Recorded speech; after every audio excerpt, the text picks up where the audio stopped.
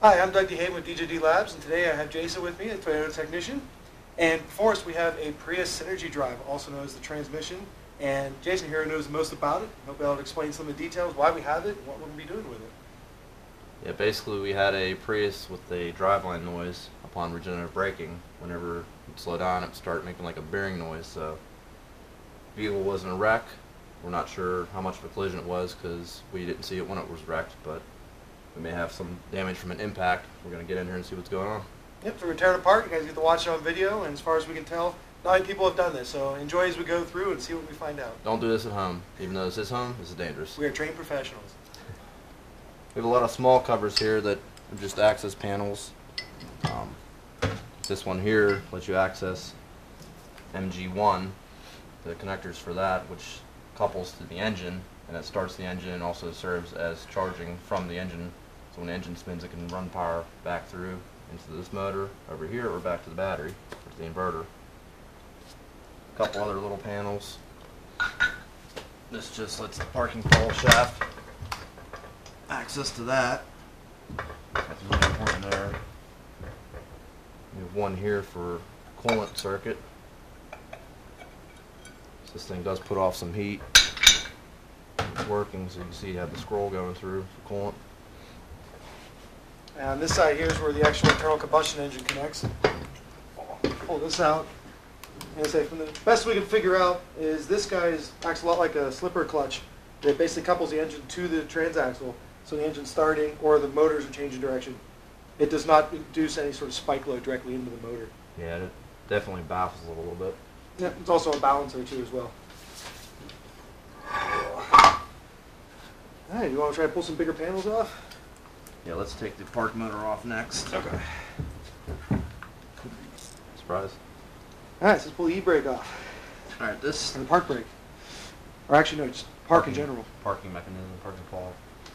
This little motor here basically is what engages the parking pawl. Since there are no cables connected to the transmission, it's completely electronic. Yeah, this transmission is unique compared to what most people are familiar with. This is an electronic, infinitely variable transmission, which means the only gears in it are ones that do basically speed control. There's no actual gear shifting inside of it. It varies electrical potential between MG1 and MG2 to vary the speed of the output. So it's actually a very unique parking system. Cover here. A little motor inside there. If at best we can tell, it's very similar to a stepper motor. It has like an orbital planetary style gear system. Get those off.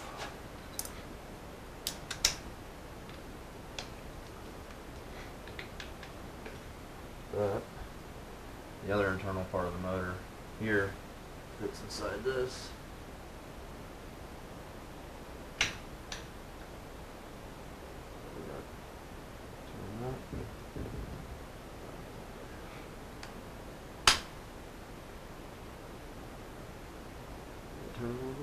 Yep, ever so slightly. Okay. So that should be in neutral now.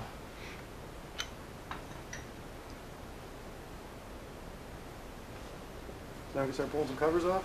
Yes. Which do you want to start with? I believe we have to start from this end. Okay. Before you spin it around, let's explain to the guys real quick. We have 2 electrical connections here, which are about 300 volts, 3-phase AC, comes directly from the inverter from the battery pack to run MG1 and MG2, and R2 agrees on that one. So we're going to show you where these 2 connect in. The reason they're orange is that high a voltage of DC is actually quite dangerous, and I believe what you said, special gloves are required to even work on this. Yeah, we have 10,000 volt linesman gloves. Which are floating around here somewhere. They're up there. So we have to wear these when we're doing anything with the batteries. Before we power those up, we have the high voltage system, completely deactivated. And these are rated for 1,000 volts AC. Quite impressive. But being we have everything disconnected, we're not going to need them for this part of the stage. There's a lot of fail-safes on these cars. It's pretty hard to hurt yourself. You'd have to be doing a lot of dumb things at once, but people are people. Absolutely. Make a better safe product, and the world makes a better idiot. All right, so we'll start pulling off the cover here. All right. Pull some stuff off too if you want. Absolutely. Slightly this little one first.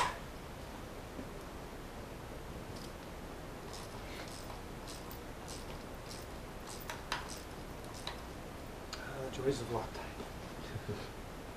Baby stick folks, my arch enemy. So this is out of a Prius 2? Yes. Second generation Prius. It's green Loctite too. I believe this, on the first gen, this was the cover for the oil pump. This has a small oil pump system on it that circulates world standard fluid to help lube the internal moving parts. There's not too many parts in it, but it's like anything that's mechanical, it needs lubrication. Alright, so that cover's ready to be popped. Should be behind you there.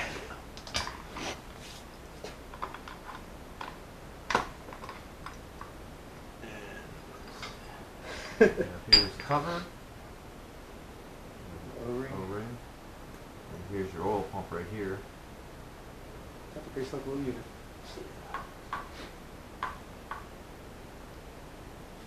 Basically, shaft driven off the opposite side. Off. Anytime the engine's spinning, this is spinning. If it wants to stay in there. Yeah. Cool. What you looking for? Blade screwdriver behind Yep. you. Move this parts out too. The machine fit, so. There we go.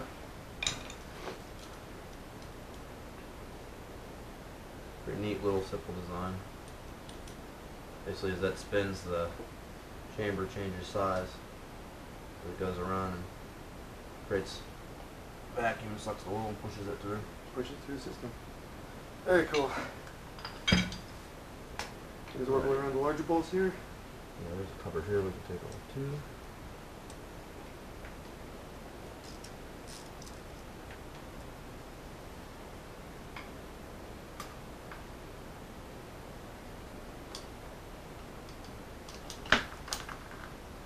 Does. A little blood there. Yeah, okay, what we have, this is for the parking ball. This is basically a limiter and a resistance. It makes a little, It's like a little divot with the spring. yeah, it's a divot. Yeah, like a latch, kind of like the way a ratchet works in a way. Keeps it one spot or the other. Okay, the parking ball actually goes in this way. Take that off too.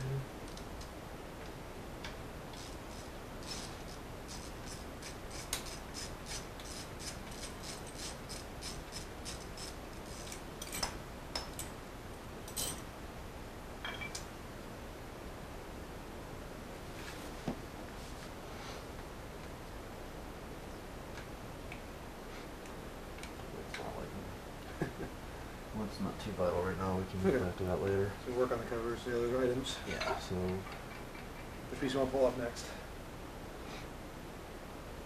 try to remember when I did the first gen one, which one I took off. We'll do this one first. Okay. Get the Start with bigger that one. side?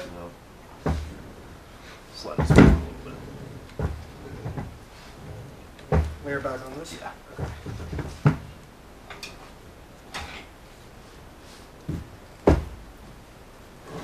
Slide it forward. Alrighty. Alright, let's pull the cover off and see what we can find underneath.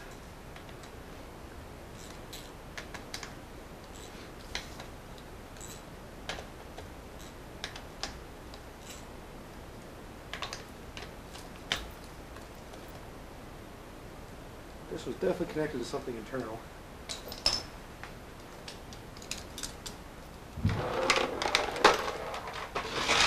Bucket of bolts.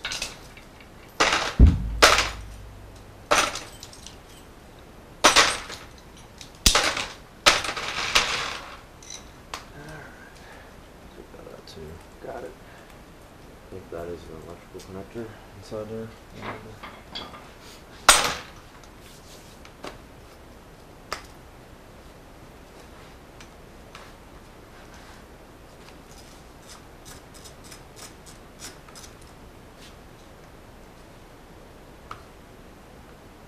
Get that right in here. Should go with just Cool. Where that guy goes to. They're both MG1 and MG2 have speed sensors and also temperature sensors. Okay. And basically it knows when it's spinning, how fast it's spinning, and what the temperature of them are. Keep them from happy, overheating and having bigger problems.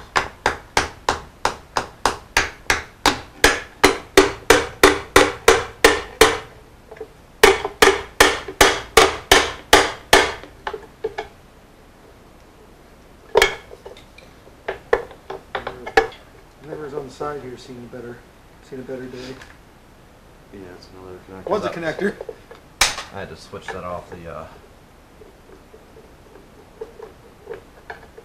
the old one because when this one came out of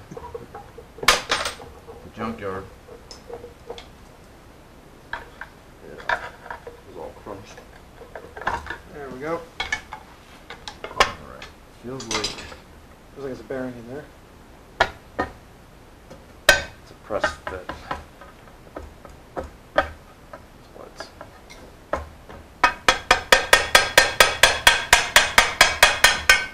Good. Slide out. Actually, we could have left this 300. That's. I'm remembering from taking the first Gen Prius training apart as I'm going, some of the stuff that I was like, oh, I could have left that on. Right here is your speed sensor. This detects how fast MG2 is going.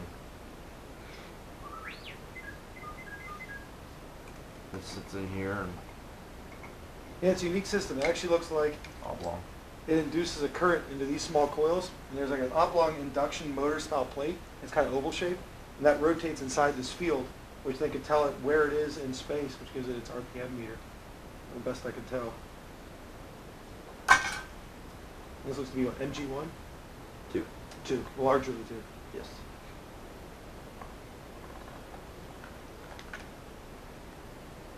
Here's a Sensors. spacer for setting the bearing tolerance. This bearing feels pretty good, but that's not a good indication all the time. Once the bearing will be fine unless it's under load. This is the temperature sensor. Yeah, it goes inside there, one in there. Yep. Yeah, it looks like there's a little thermistor or thermocouple down inside that guy. Yeah, that would sit at the bottom, so that would read fluid temperature, and then the windings have Their own sensor.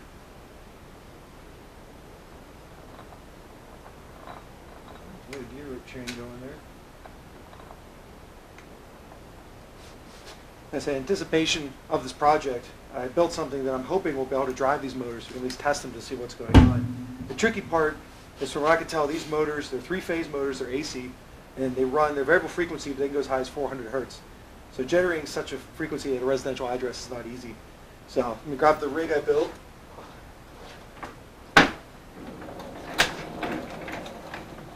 That's this guy here. It's basically, yep.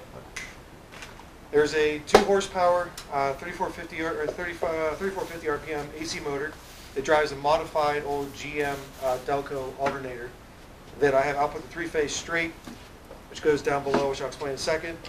The rotor of the alternator I have on a variac. I can vary from 0 to 120 volts. Goes to a bridge rectifier and then a smoothing capacitor. And I put it on a foot switch so I can start it up remotely. On the bottom down here, I have 2 large isolation transformers. I have wired to go from 24 volts up to about 208 volts. They're wired open delta to produce the 3-phase step up. Not as efficient as closed delta, but it's best I could do with what I have. And on the output here, we have our 3-phase hooked up. And I should connect 2 leads here.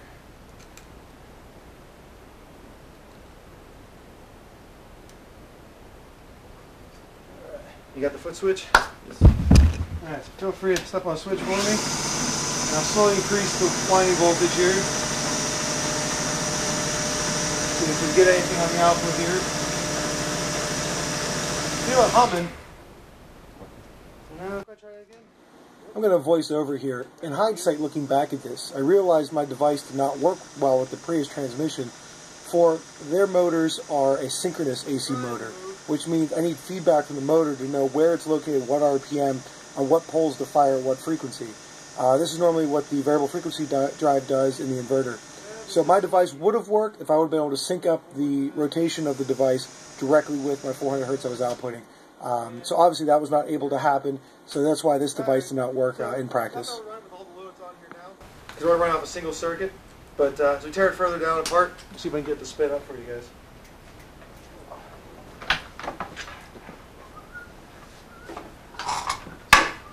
What's next?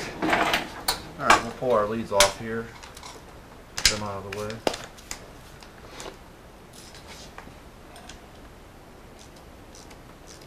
I guess it's not as easy. This guy's just pulling straight out.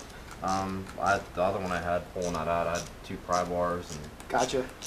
about 3 band-aids later, it's all this in here is nice and sharp and it's good for taking skin off. Of course. The first Gen Prius I took apart also had a noise. It wasn't in an accident, but it had a noise anytime you're accelerating, especially at lower speeds. And we took it apart, come to find out that some of the windings had actually burnt and were grounding out. We'll have to grab that for a later part of the video to show you. Interesting enough, though, it did not cause a light at all into the hybrid system. Nothing was on. As far as it was concerned, it was happy. Yeah. It's noisy. Yes.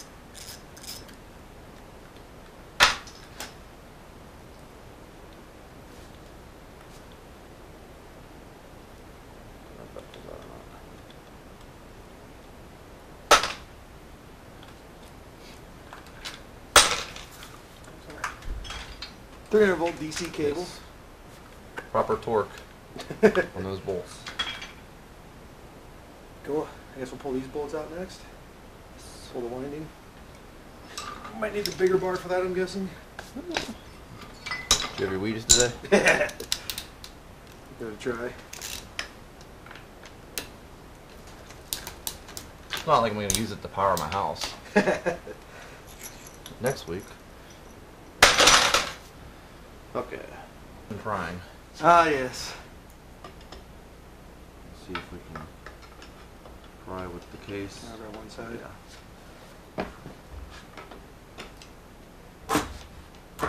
There we go.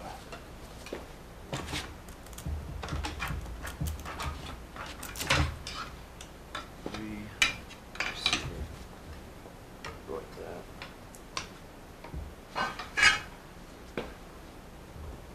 Might even be able to get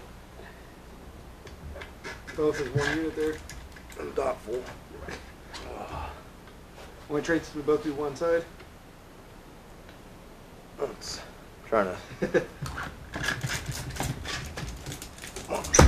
we go. Set that away from anything metal. Yeah, the magnets in this thing are so strong that, as you can see, let's see if I can get it to this piece of metal on my finger. As you can see here, Might actually bring that a little over to the frame here. it'll pretty much pick itself up. It's not very light either. Yep. This guy runs on, I believe, neodymium rare earth magnets. Yeah. Alright. Set that guy there. Let's see if we can get this coil out now. Probably easier than the way we did it before, but Yep. not too bad now. Alright. Slide this guy back here. I'm going to try to do my best to explain these motors here. They're a very unique motor design. For a normal, try to get too close. A normal induction motor is set very similar to this one. So here's your standard three-phase induction motor. The coil field winding is almost identical the way it's wired.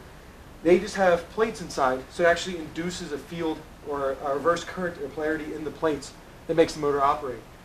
You can't do that in the Prius transmission because at very low RPM it's very inefficient and it wouldn't be able to operate it very well. So they actually put in here in somewhat, I think it's a V configuration, rare earth permanent magnets. So at lower RPM it has much more torque than a regular induction motor. So it's a hybrid permanent magnet AC three-phase induction motor. I'm sure there's a fancy name for that out there that I'm missing. But that's how this guy operates. I'm sure some Prius techs out there screaming at the computer on that one, but best I can describe it. All right, let's see if we get further into the case. We're gonna put this guy somewhere safe. Yeah, nothing looks The coil looks happy. yeah, nothing looks burnt. There's no signs of scraping or rubbing. Yeah, we'll slide this back over.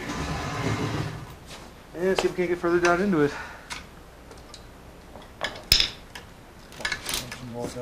Start taking these. We'll take this. This guy out. This is for MG1.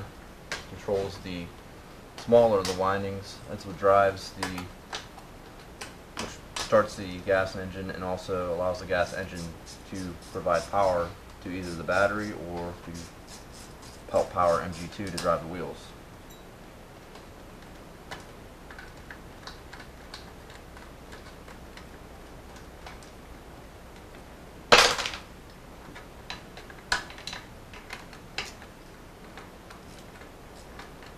Hey, more Loctite. It's gotta keep cool. There's the other wire. This has been on there for years, so it's not going to want to come off there easy.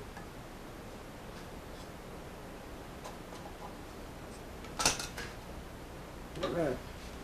Okay, that's off. Start pulling some housing bolts. Yes.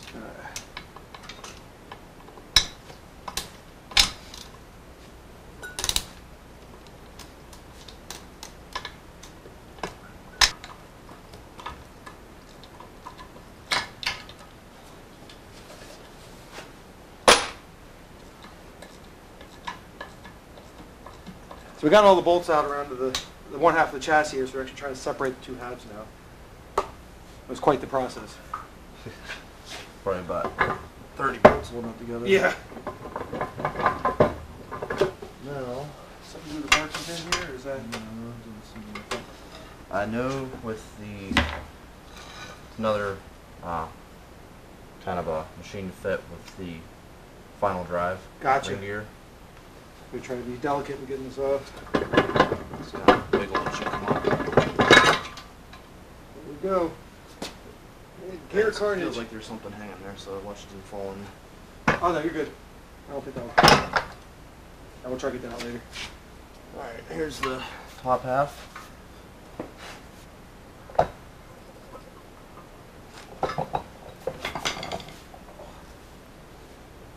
Is it one of our output shafts? This would be Actually, no, that's the main drive off of the MG2. yes. This takes power from MG1 for the engine. That comes out.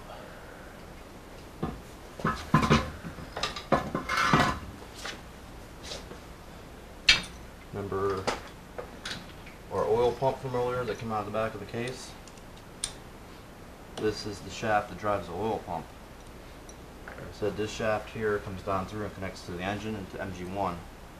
So anytime the engine or MG1 is spinning, Which is almost all the time. yeah, oil pump's pumping. That's a really nice chain. Yeah. It's coming. Yeah. Surprised that came out with the Yeah. The chain on it and everything. pickup. I'll give a little tap.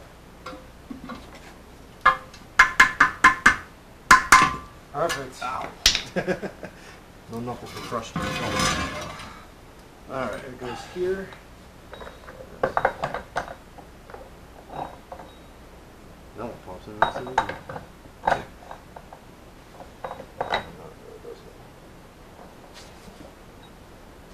I'm surprised that popped out. I thought they all popped out, that's why. Yeah, they're all on a sync here. Back to that one. Here's your final drive Differential. differential with your spider gears. And the gear reduction. There we go. Alright. You have these teeth on here, that's what the parking pawl engages to. Parking pawl itself is this. A little bit shaded pink.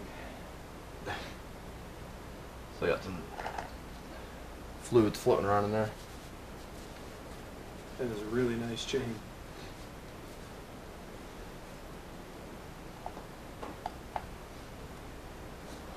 And your parking pawl here is what engages to lock and park. That's how I work on pulling these housing bits out.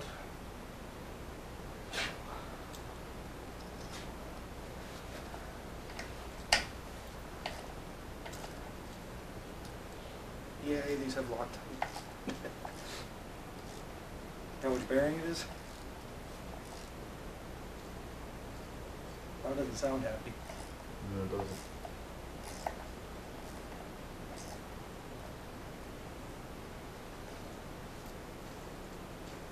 And as Jason said before, the problem with this transmission was a noise in one of the bearings. So, Bearing your jaw braking. trying to figure out which one.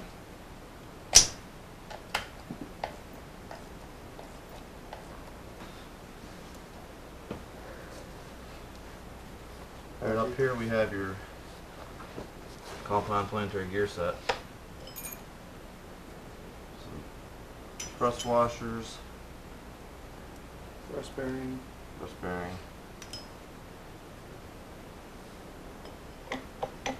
Actually one of the Planetary gear sets. planetary gear sets, sun gear, planet gears. Outer case is actually part of the ring gear. I wonder if we can show that actually operating if we can. Yeah.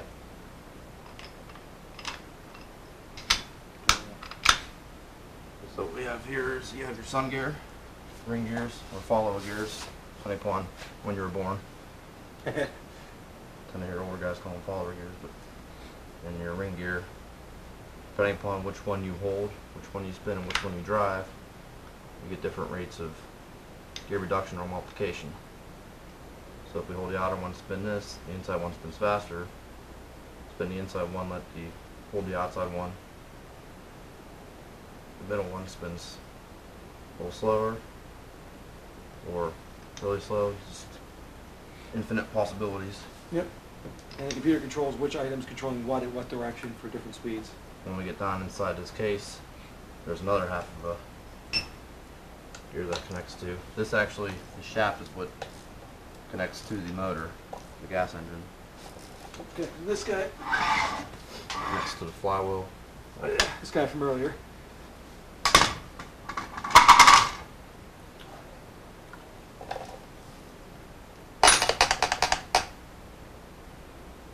Probably come out the bottom.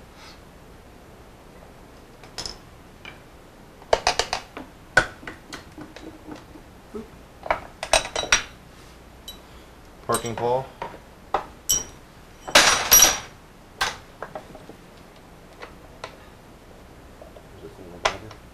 Think of it, Bob. Yeah. Technical term. One of the best. It's called a Delta Triforce. Yeah, yes. These actually feel like they're. Yep. Watch this cord. Their speed sensor. Go off with this guy. Twisted. Oh, 3. Another one of those speed sensors.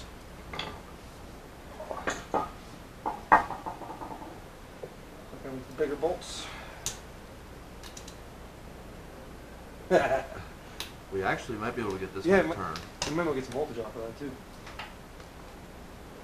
Be fine. Let's see. I have a cheap motor here. Of course.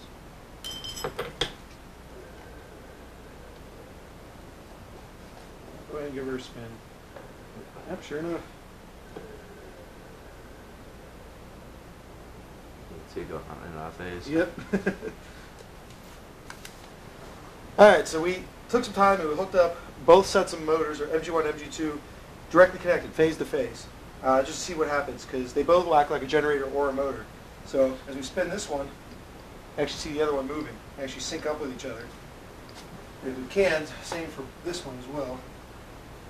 That was a little A harder. little slipperier, but you can see it. They'll both act as a motor or generator on both sides. So, quite the cool setup. Anything else you want to add to what we found on this guy? We did find some grit. Yeah, there's a lot of grittiness on the bottom of the case, the training fluid, so obviously something's going on, one of the bearings breaking down. I mean, other than that, we don't have these fail too often, other than from outside causes. Mm-hmm. So they're pretty bulletproof.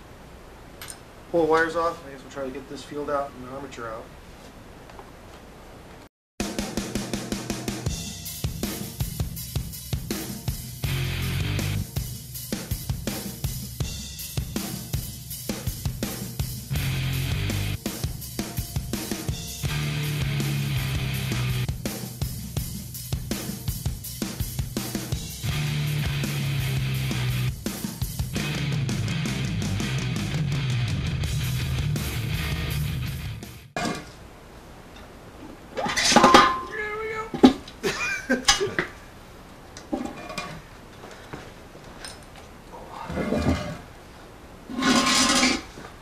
All right. So now, A little ratchet. is that all our pieces? The extension. Yeah. Just this. Junction board. All right, so we have everything all torn out of the housing now. Everything's laid out basically how it was operating inside the transmission itself. So we can help explain how this operates to the best of our knowledge. I'll let Jason take it away. We have here's MG2, it's the bigger of the motors. MG1, the flywheel here. When you start the car up and start moving, if you're at a lower speed and the battery is at enough voltage, MG2 will kick on and put power up through here, through this chain, through the gears, reduction gears, to the final drive to turn the wheels. If it's to the point where either the battery's on the lower side of things or you're getting on a higher speed that it needs power from the engine, MG1 will kick on or hold depending upon the speed in here to kick through the planetary gear set the engine over, start turning the engine over. That'll kick the engine on, and the engine can either provide power through this shaft, through the planetary gear set, help turn the wheels, or it can come spin MG1 to provide power electrically to be fed into MG2 to turn the wheels, or to be fed back to the battery through the inverter. And really, the way it's set up with this device here is no individual device can actually drive the wheels on its own. Something either has to be stopped or spinning in another direction for it to operate. So if the engine's spinning, that motor either has to be stopped or spinning in the opposite direction for the drive wheels to operate. And again, this motor will always be in contact with the engine itself, so you're always generating power at some point to charge the batteries when you're operating. So now we've torn apart the Prius transmission from a Gen 2. I hope it was somewhat informative. You guys learned some things. Again, I'm sure we didn't cover everything, and if there's anything we missed, feel free in the comments to let us know. I'm going to let Jason explain here what we found, what may be the problem with this particular unit, as well as other ones from other units. We went through and checked all the bearings on this for noise, feel, probably a spin. I'll grab my mic here. This here is pretty quiet. This one, pretty quiet. Now on this side, very gritty. So something is breaking down in there. It may have been from the way the car was impacted, depending upon the speed of it. Something gets jarred and start pitting the inside of the bearing. The actual bearings themselves or the race can get pitted. So once that happens, it starts to break down and just bad things happen.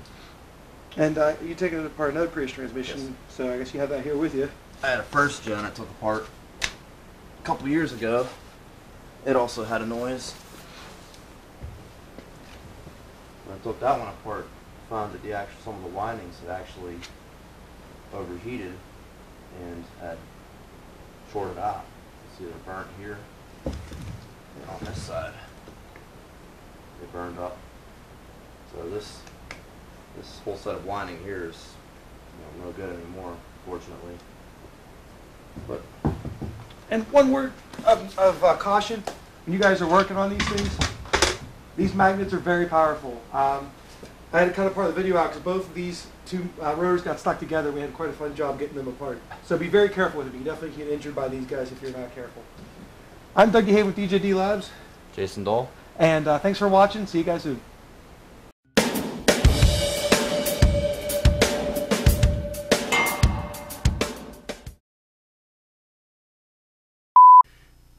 Got some popsicles in my cellar. Now we're in stereo. 3, Doesn't that make my voice sound better? 2. All right, recording. Yeah, everything's...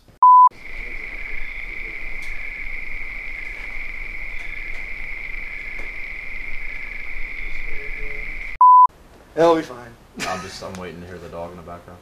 Yeah.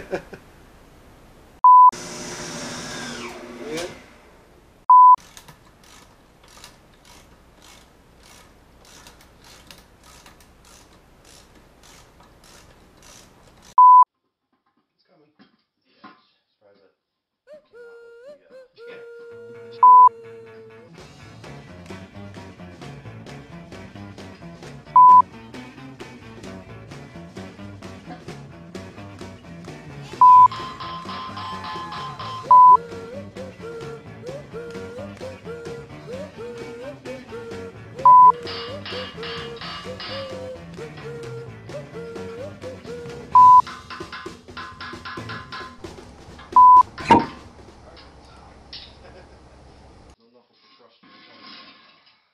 So I guess basically for closing, we'll say, I hope this was informative and stuff like that. And take 2. I'm Doug Hay with DJD Labs. Jason Dahl. And thanks for watching. See you guys soon.